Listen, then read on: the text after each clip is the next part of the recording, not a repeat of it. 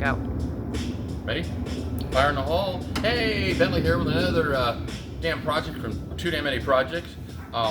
We just got back from moving the little girl back from Arizona.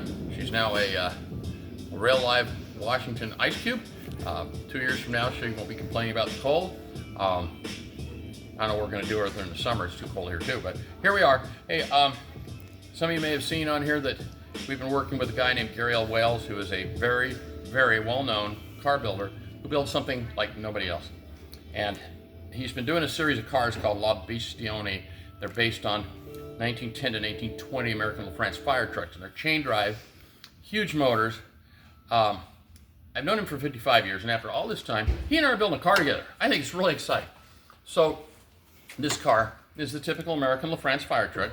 He guts them down, cleans everything up on the frame, and understand, he does not use a fire truck that we restored. He uses ones that are junk, okay?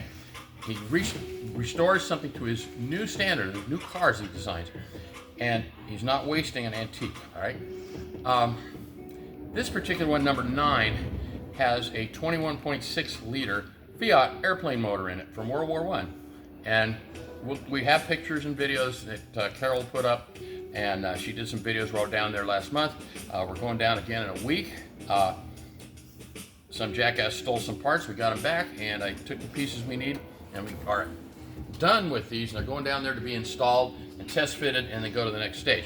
This right here goes on the propeller shaft from a motor on an airplane.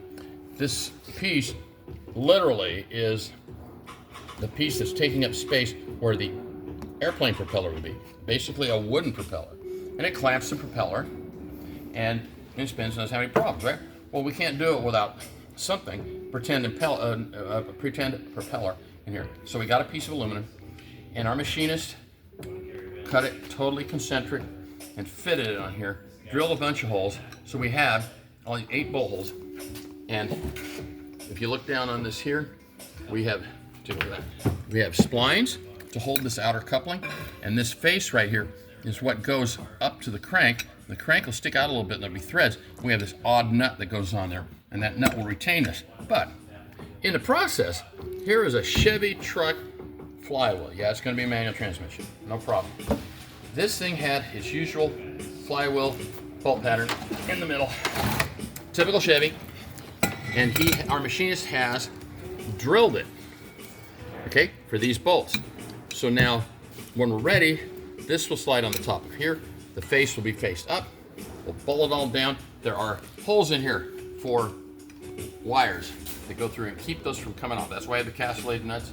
Aircraft have safety wires on it. This is no exception.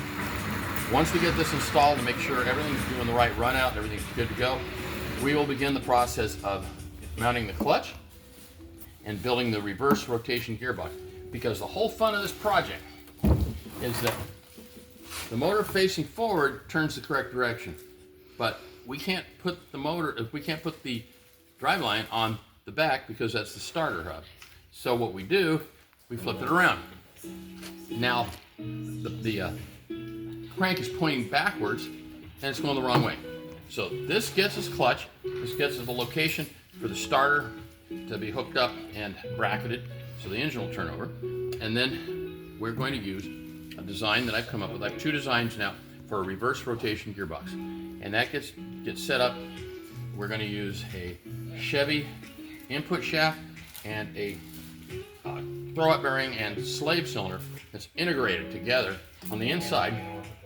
As much as I hate those, because when that slave cylinder goes bad, it washes out the clutch. That is the only way to go with this thing because it's simplicity. There's no extra bracketing and so forth. It will fit. When the gearbox comes in, and we hook it right smack dab into the gearbox of La Beastioni. So, another step closer to number 9 being ready. All right, you guys, thanks for watching. See you again real soon. Take care. Bye-bye.